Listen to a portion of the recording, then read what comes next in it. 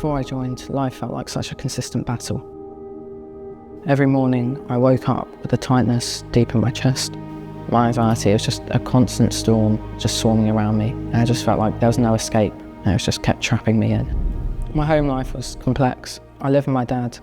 He struggled with his own mental health. And then there was my mum. I hadn't spoken to her in months, an argument that spouted into something bigger. And now it's just silence. The year before my friend had passed away, I went to his grave every day to share what was going on in my life, because he was the only person I felt safe to speak to, even though he wasn't there. Loneliness became my norm. I didn't feel seen or heard. When my dad told me he signed me up for a group, I felt my stomach drop. The thought of sitting in a room with a bunch of strangers, talking about things I'd buried deep, no thanks. But I went. It's more for him than for me, really.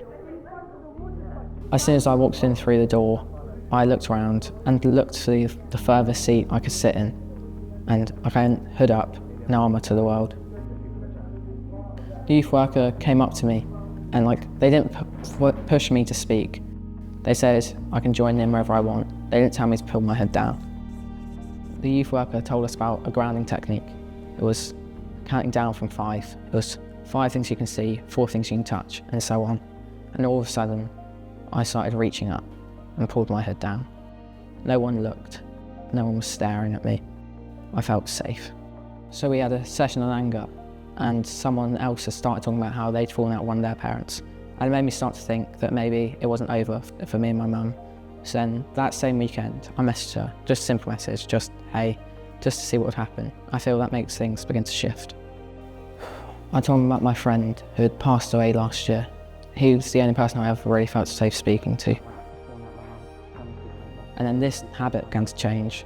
I began to speak to other people more about the pain I suffer.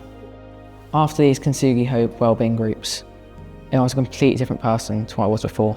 The people there made a group chat to stay in touch, and I started going to the church grass at the skate park. I can't believe I'm saying this, I actually wanted to go. It's fair to say this group changed my life. No, it didn't just change my life, it gave my life back. And I'm not alone anymore. There are more people like me who need a safe space to be supported.